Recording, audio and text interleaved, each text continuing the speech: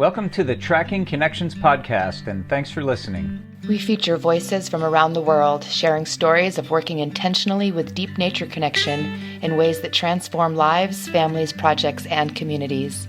I'm Sarah. I'm Aiden. And I'm John. And we are your hosts from Living Connection First.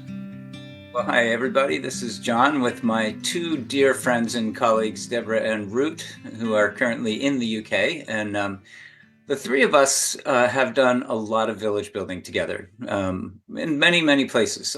We've reached all over the world with this model. And, what we're doing is we're tracking connections, to another level. When you talk to Deborah and Root, you'll start to understand that there's way more to this than just simply saying start with inspiration and go to motivation. And, there's many, many layers, which I'll pull out a little bit of the origin story of that. And I'm really thankful for the two of you saying yes to this. It feels really, really fun to remember, really, to relive these moments we shared together, and all the things that you guys have helped to manifest. So first, let's hear a little hello and a gratitude from each of you. We'll start with you, Root. Hi, thanks for having me along. I'm originally from the North Shore of Lake Ontario. My family's from Tiohtià:ke, which is unceded Haudenosaunee land, otherwise known as Montreal. And I had this whirlwind romance with Deborah a few years back.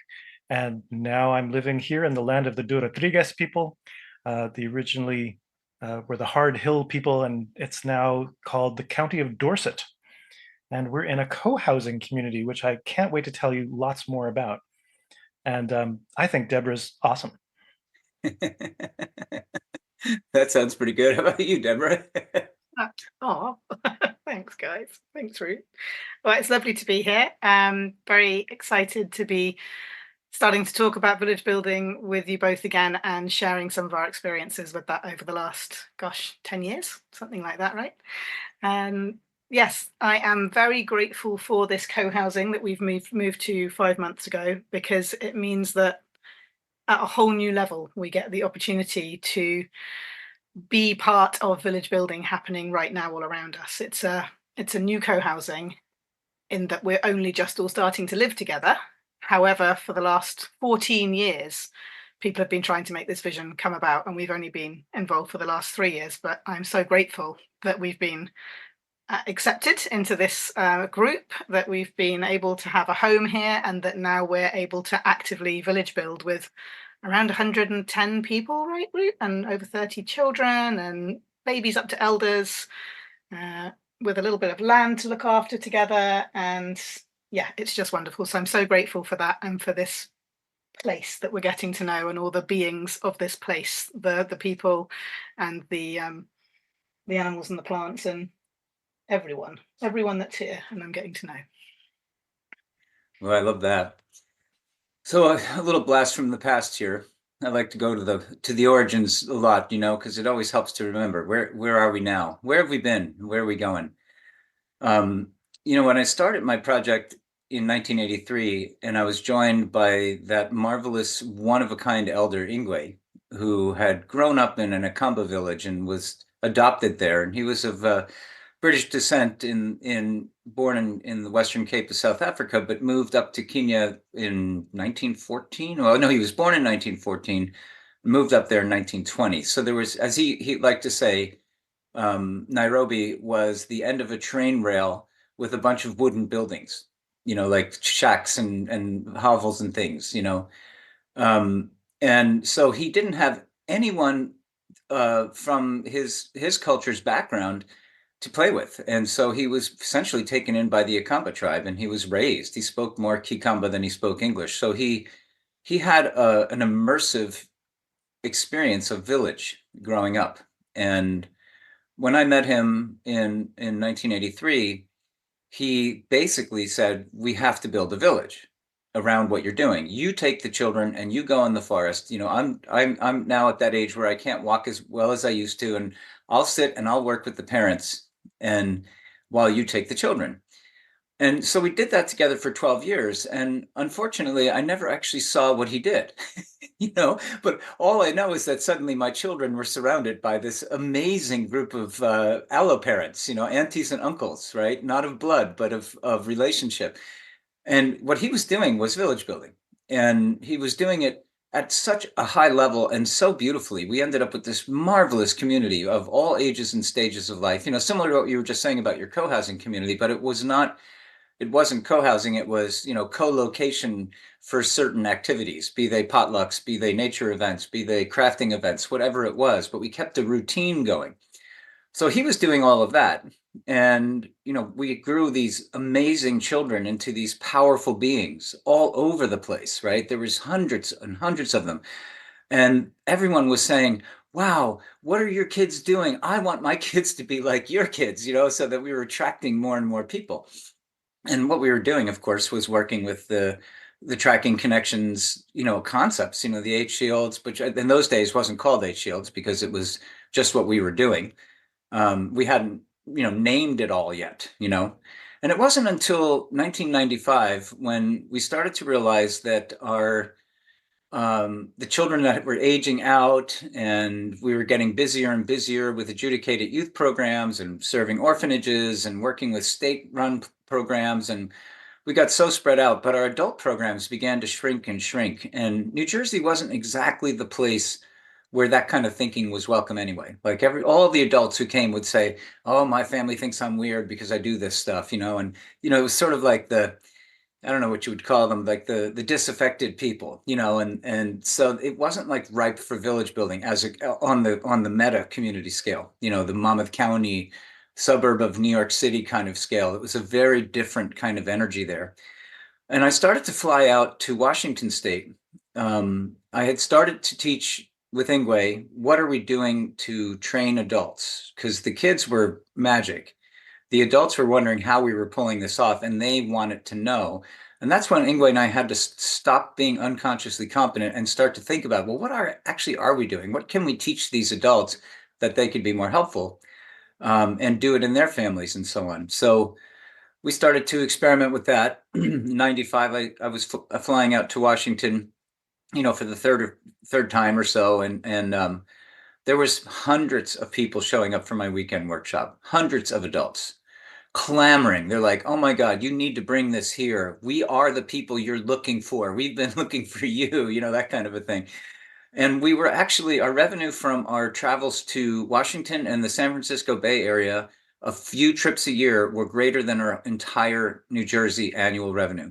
And it became obvious to one of the board members, Tony Moon. He said, "I think you should move to Washington and fly to New Jersey. It would make more sense," And so we did. We uprooted. And unfortunately, Ingwe couldn't come. His wife was still working. They were pretty settled. He was getting on in years. And he said, "John, I'll fly out a few times and help you, but I can't move with you, and I'll miss you terribly, And so we had a sad departure. We had a big event at a local center, and hundreds of people came. We had a big music concert, and we all played on the stage, like open mic style, took turns and told stories, and everyone wished us well. And it was just, tearful and beautiful. And off we went. And then I get to Washington by myself. And I suddenly realize I have no idea what Ingwe did. And I know I have to do the whole thing all over again. So I was on the phone to Ingwe. "Ingwe, what did you do first? What did you do second?" Right? And he helped me to understand. At that point, we had distinguished some of the language around the 6 shields at that point. And we talked about what village building meant, how to take the same principles from just working with a child's journey to inspire them, to motivate them, to get them focused, to take them around the natural learning cycle, to organizing people in those archetypes, to thinking about the elders as a guild, thinking about the parents as a guild, thinking about the teenagers as a guild, and leveraging each of their gifts to serve the others, and this began a series of workshops that Ingwe would fly out for, but I would hold them every Monday at the Stonehouse bookstore. And we called it the Art of Mentoring. And every Monday for 2 hours, we would set up, with little clans, little groups, work groups. People would always go to their group, and we would have societies around the directions. And, we would do this thing for 2 hours every Monday night, with breakouts and coming together for stories and harvests and things like that. We did it for 16 weeks. And then we had occasional weekends during that series where Ingwe would fly out. right? And then we flew in Jake and Judy Swamp, and we had this thing. Then we did a series on peace building and relational modeling, 16 weeks. And that's how we built Village in this area where we had no village. And we went from scratch to an incredible, vibrant community that is still going and regenerating around Wilderness Awareness School. I left there in 1999 and left. I mean, I had so many empowered people that knew exactly what to do. They had an elders council. They had, everything was now working. They have preschool, young children, preteen, teen programs, the whole 9 yards. And that is a vibrant, very functional, beautiful community that continues to grow and spread. And there's literally thousands and thousands of families that are now involved in that. And it's just such a beautiful model. Well, once I saw it work, once the recipe was there, I was like, well, I got to give more communities in this, and I started to travel around and teach other communities. And I just started to see this vision, like we need to teach this pattern out to every community that wants it, because some communities don't need it. They've already got, they've already got a regenerative community going. So, but for those who don't and don't have an idea of how to do it, this has been really helpful and a big blessing. So I started to create this program called Village Builders. And I did this thing called the Village Builders Toolkit. And I went over to Scotland at the time. Was that 2015, Deborah? I think it was. I think that was 2015. Yeah. Was it? Because I met Root in 2015 and I think I'd already done the program at that point. Well, I think it was right around then. So somewhere plus or minus a year. I was teaching a course with Anna Breitenbach, the great animal communicator. And we called it Intuitive Communication and Tracking, ICAT. was the acronym that That's right. I was on that one too. Yeah. Right. And then this is where Deborah and I began speaking, right? It turns out by synchronicity, you could call it coincidence. I don't think it was, that she had booked in as part of the what we call the Acorn, which is the team that works on the 8 Shields model. We had an Acorn and we had a vacancy, and Deborah got in at the last moment. And she ended up living in the quarters that we were staying in, Anna and I, and that led to some really amazing conversations. One in the courtyard, many in the kitchen, where I just started telling Deborah about this Village Builders thing, and she's just like, I have to be part of that. I'm like, yes, you do. And we had so much fun on that journey. And then we started teaching village building together, and then Root joined us, and we just did so much good work together. And these two have taken it all over the place and continue to do great work and influence, as you heard in their shares, and their gratitude alone. Right? So just imagine when we open the valve and let them speak about this stuff, you'll start to get an idea of the potential and how fun it is to take the 8 Shields model and look at it as it scales up in different layers, how it gives you the instructions to create a full-on regenerative village, which is what people feel when they come to an art of mentoring, because we use that same map to create the event called Art of Mentoring. And it makes people feel within a couple of days like, oh my God, I want this in my life every day, which was always our goal. Like we want them to remember, what did it feel like to be in a village, so that when they go home and look around and say, wow, this system is really flat, I need to build village. That's the intuition that people get automatically.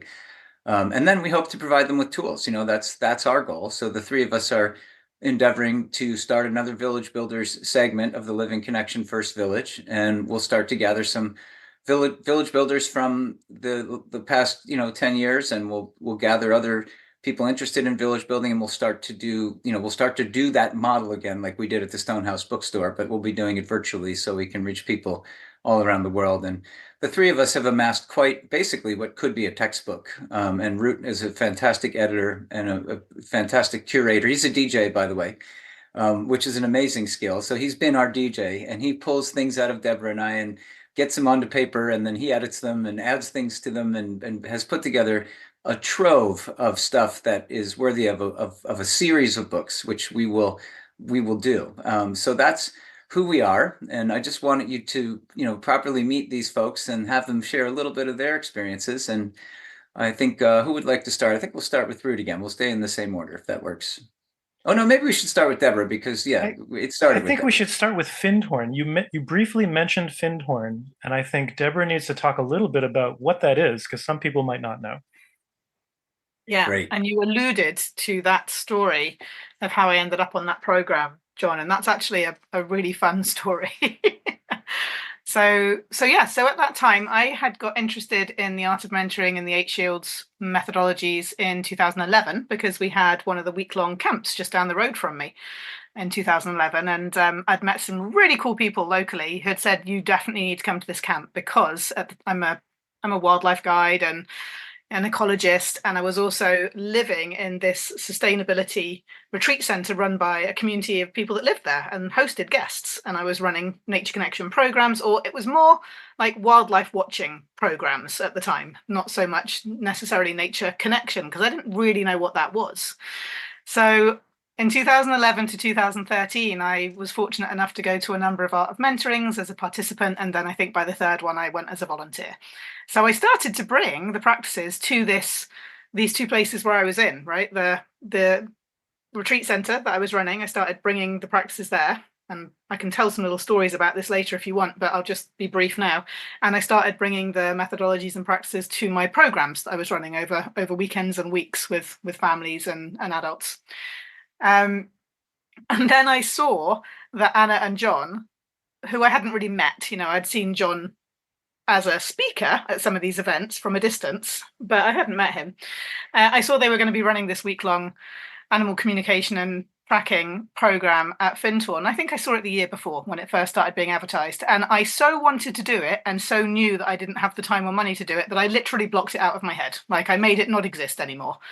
And then 1 week beforehand, a dear friend of mine said to me, "By the way, I'm supposed to be a volunteer on that program, and I've double booked myself and I have to go to Hungary or something to run a youth program.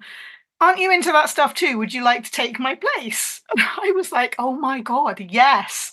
I didn't even know they were having a volunteer team. And so then I rang up Findhorn. So Findhorn is the eco-village that has, Findhorn itself is a town in northeast Scotland, a coastal town. And the Findhorn Foundation and the Findhorn Eco-Village are an intentional community and eco-village and education centre that has been there since the 60s, running all sorts of programmes around personal and spiritual development and sustainability and community building. And they're going through a lot of transformations at the moment, but that's not the story for right now. And the retreat centre that I was co-managing, the Retreat and Sustainability Centre, was sort of affiliated with Findhorn. It was kind of a spin-off. It had its own organisation, its own team, but we were closely related. So I would hang out in both places. So when I rang Findhorn to say, I'm going to be a volunteer on this programme, is there any chance I can come and stay on site? Otherwise, it's going to be difficult for me to concentrate if I'm going back to this residential centre every night and getting pulled into team stuff and work stuff. And they said, "Oh, sure, we've actually got a spare room in one of the bungalows." I was like, great. So I turn up on the day and I get my key to the bungalow and I go in and there's John and Anna. And I'm a little starstruck, obviously, at the time. And I remember thinking, how am I not going to be an annoyed, starstruck person this week? How am I just going to be truly helpful? And I thought, well, I'm local. I have a car. I can, go do grocery runs and all that kind of stuff. So that's kind of what I did. I just tried to be helpful. And that led to then us, becoming kind of buddies and having all these great conversations. And I started telling John about the retreat centre and the community that were running it of sort of 10 staff and 5 volunteers, and how we were trying to build community with local people in the region who thought we were kind of, who are the hippies down that long driveway doing stuff in that big house? How are we going to build community with them as well? And so I was, we had these conversations and John said, "You need to come and do this program that I've just started." And I said, "Yeah, I saw that advertised. It looks amazing." And John gave me a bursary so that I could come do that program. So that was really a massive life-changing moment. And I remember driving over to my mum's house that night after you offered me that bursary, John, with the windows down, with music blaring and my hand out the window, just so excited and happy that I was going to get to learn these village building skills and bring them to the places that I was working. So that's a little bit more about that story. That's a fantastic other side of the story. I love hearing that again. It makes my hair stand up. It's great. Well, the one thing we can say about Findhorn is that it is a vortex for synchronicity. That's the thing ever since its founding. There's a wonderful book called The Magic of Findhorn that kind of lays out some of that. But man, there is some that place is always magical. There's so many synchronicity stories from people around that place. It's literally a vortex for synchronicity. So Absolutely. And me and Root yeah. met and fell in love there as well through another whole strange set of synchronicities. So that's a whole other story for another time. Yay. Well, what's The happening lovely, on your side, Root? just the lovely piece that connects there is that I learned about all of this stuff through Deborah and John because it had been happening in my own backyard. I just didn't know. At that time, I was mostly based in Western Massachusetts, but I had been traveling around to visit various communities and various centers, kind of thinking like, surely there must be some people that are trying to do this on the ground. How can I go learn more about that? And that's how I ended up at Findhorn. Um, and Deborah had been living there for, I think, 12 years, and so had really an established community there, a lot of people she knew and who loved her. And so when we did get married, we had three ceremonies, and the first one was the Scottish one. And we used a lot of the village building techniques in the preparation and the day of the wedding. And I think that worked really, really well. It relieved a lot of the stress from Deborah. It's definitely relieved a lot of stress from me. Um, and I really got to see how it gave a lot of people something to do, right? So like a lot of folks couldn't contribute monetarily, but they had extra time, or they had certain skills, or they were just willing to show up and decorate various things in various ways. And so there was a lot of sense of community coming together for that event, and it really came. It struck me. It touched me in my heart. And when we tried to replicate something similar in Massachusetts later in that year, it was different, but there was also some of the same elements because we had invited some of the Eight Shields practitioners from Vermont to come and be part of it. And so there was that awareness was still rippling through the group. And there was a sense of like, oh, I see what you're trying to do by distributing the tasks. And oh, I see that this is more of a jointly held community celebration. Yeah, so using that, what we call the acorn model, which, people sometimes say, what is this acorn thing? It just basically says, well, there's 8 archetypes. So let's make a team. And whoever has that East archetype, that inspirational kind of welcoming archetype, would be a great East.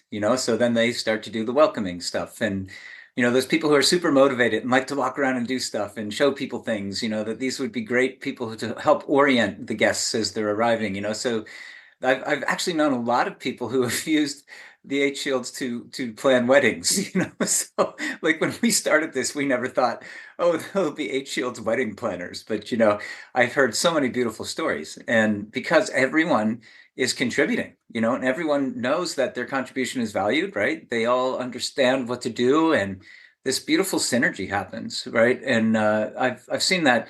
We've done funerals with this. We've done, of course, we've done art of mentorings with it. The biggest one I was ever at was 450 people in Scotland. The last one I was at, I was amazed at how it scaled, and how intimate it felt, even though there were so many people. It was not just a bunch of people in a place, there was order and sacred order to it. It felt sensible. And there was lots of little, as Root likes to say, like the festival tents. There's the tent with the village builders, which Deborah was running, and I would pop in and talk there. And there was the tent with the youth, and then they had their backwoods camp, and they had the hearth and the wellness area. They have all this stuff. Oh, the musicians, good God, so many amazing musicians and traditional Scottish storytellers and traditional local musicians, as well as folk musicians and songwriters and poets. And there was a native elders there from North America, one particular powerful healer named Barry Moses. And so there was just so much amazing. Oh, and the bard, Margot, my goodness. Just she would watch and be part of something that happened during the day. And then that evening she would sing the song of the day. And I thought, oh, that's a wonderful song, Margot. Where did you get that song? That was the perfect song for today. She said, did you happen to record it? I'm like, no. She said, oh, it's gone. I'm like, wait, what? You were rhyming and singing rhyme like spontaneously, and it was perfectly about the day? She says, yes, that's what a bard does. I'm like, whoa, my hair stood up. I'm just like, I want a bard. Yeah, so like, this can go scale. I mean, the original Art of Mentoring had 8 people in it. it was me and 8 people, and that was in Duval, Washington. And it's, it can scale from that size to 450. And then, you'll hear from David Smartnight in not too long from now on one of these podcasts where he'll be talking about taking it to 2,000 people as part of an event that had hundreds of thousands of people.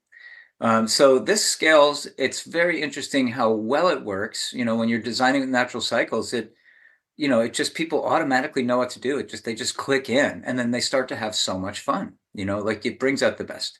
Go ahead, Deborah. Yeah, I'd love to say a little bit more about that, what it feels like when village building starts happening, and how important that's been to me in my life, because remembering those 2 wedding ceremonies and those celebrations, it was amazing, right? It was a really stressful time. Organizing a wedding is stressful, and we were also in the process of leaving the retreat center and moving to a new place, and that was a big wrench for me. I mean, I chose to do it, but it was a big wrench, and we didn't have a lot of money at the time, and yet the weddings that we were able to experience and enjoy were really beautiful and really abundant. I mean, the venue was donated to us. People brought incredible food, their favorite dishes, and they really outdid themselves. And I remember being really stressed about the decorations, as Root was kind of alluding to, and one of my colleagues at the center saying, "Darling, I can do that in my sleep." Do you know what I mean? And just like putting everything together. And someone else that used to work with us, who's a dear friend of mine, a wonderful gardener, saying, "Oh, I'll just do all the flower arrangements." And it's like, all these and then 2 friends who are photographers saying, "We'll do the photography." I mean, it was probably the kind of wedding that would cost thousands and thousands and thousands of pounds or dollars, and it really didn't, because the community came together and supported us. And it really, I felt so grateful, and that sense of gratitude as we were writing our vows and as we were thinking about what does it mean to be married, because we hadn't necessarily planned to get married. It wasn't an institution we had particularly strong feelings about as individuals. But as we were talking about, like, wow, it feels like we want to get married, but what does that mean to us? We had this sense of, like, to us, it's a rite of passage. It's a life stage where we step into being full adults who are more than the sum of our parts in service to our community. And we knew that we were having these weddings that would only be possible with the support of local community, friends, family, and wider community. But also we wanted to make promises to these communities that we would try and be our best selves and be in service to them and support them as well. And we were asking for their support to try and, be good adults and be married and all this kind of stuff. And we take those things seriously. I mean, unfortunately, we don't live in either of those places anymore, but we feel the heartstrings, we feel the ropes of connection to those places and those people. And when there have been difficulties, we've gone back and helped when we can, whether it's just one set of friends that need our help or something like that. And we feel very connected to those communities, and everywhere we go, we now try and build that sense of community. And it's a little bit like nature connection. I feel like when I have really deep nature connection, my gratitude for the beauty and the abundance of nature and how it supports me flows out in my desire to serve nature and be a good contributor, in the web of life, be a good participant, be a good relative. And it's the same in community. When I feel that sense of community building, and I feel that sense of how much people are supporting me, it just makes me want to be a good citizen, a good community member, to build community more. It becomes this like flow of value and reciprocity. Anyway, sorry.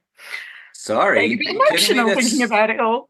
Oh, that is so touching, though. It's exactly what the world needs right now, too. I mean, as I'm listening to you, I'm thinking about how in this polarized world, this is so essential right now.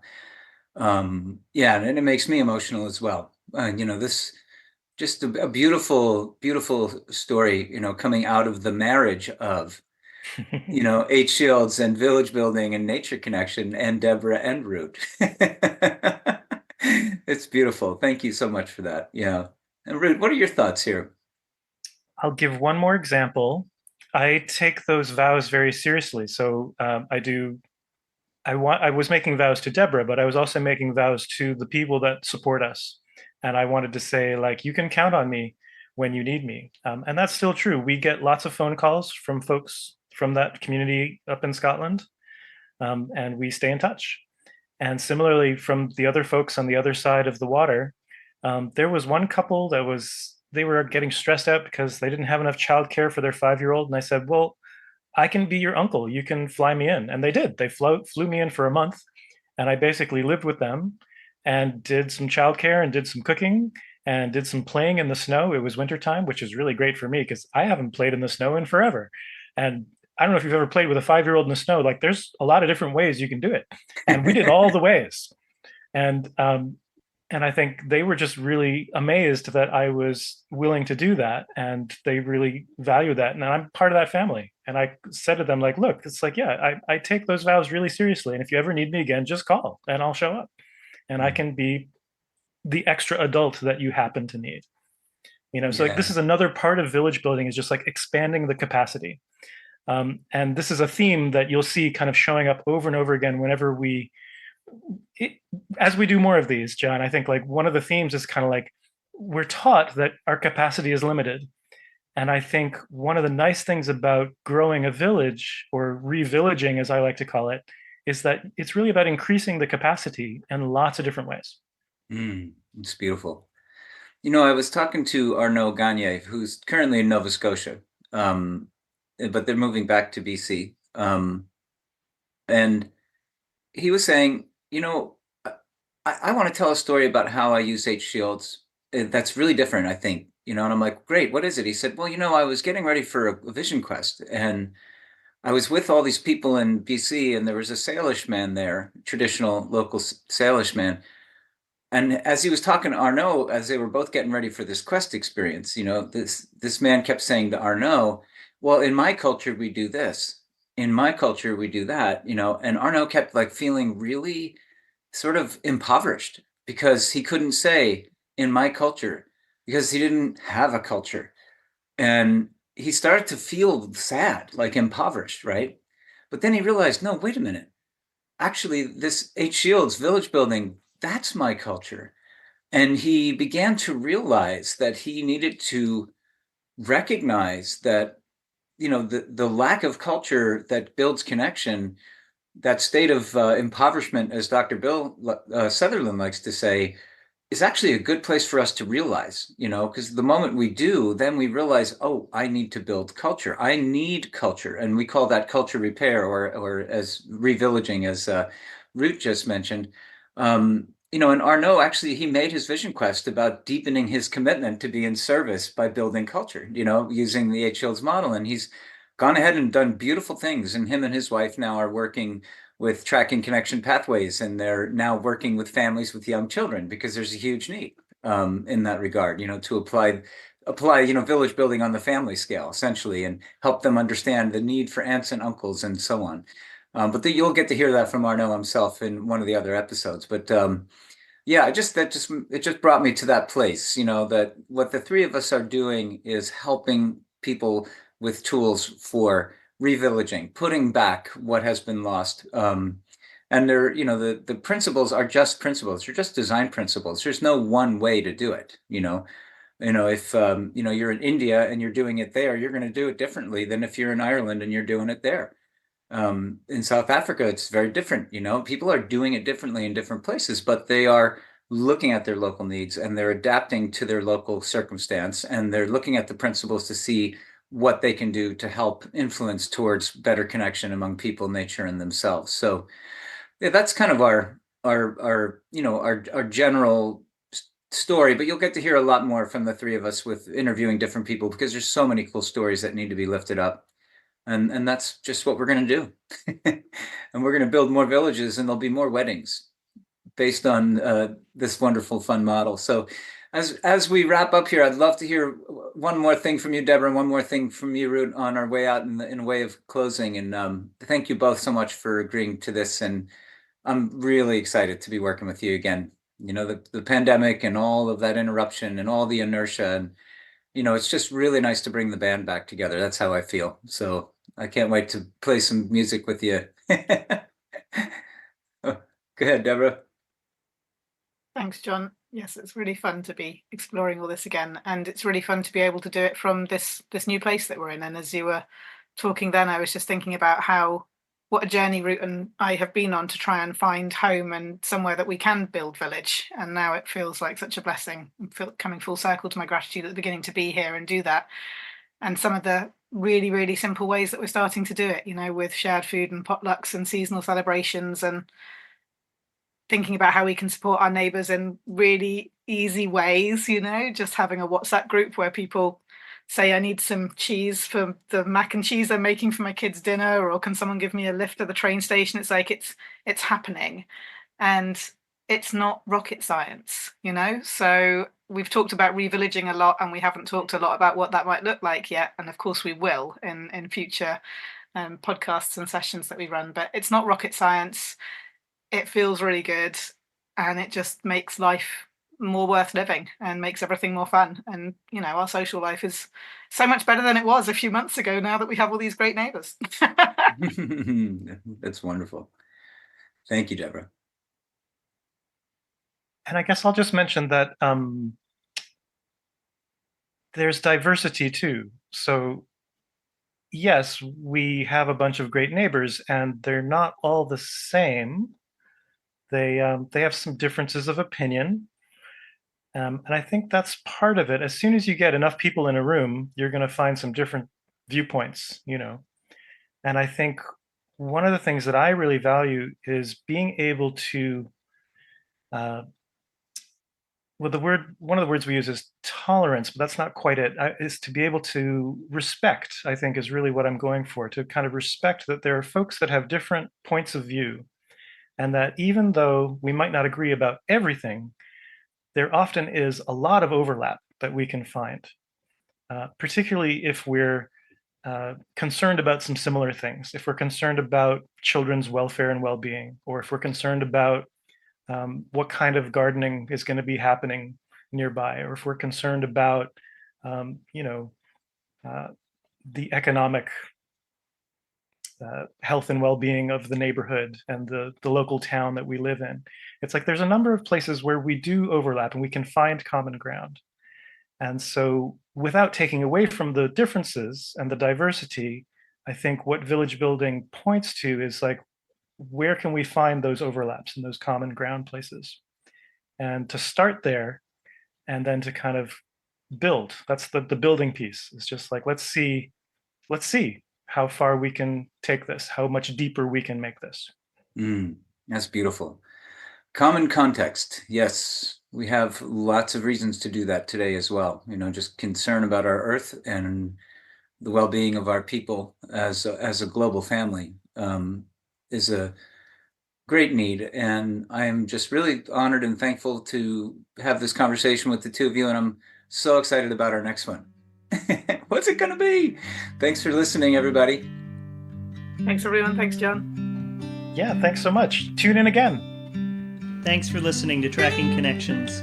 You can find everything related to the podcast and our current offerings at trackingconnections.net. We'll see you next time.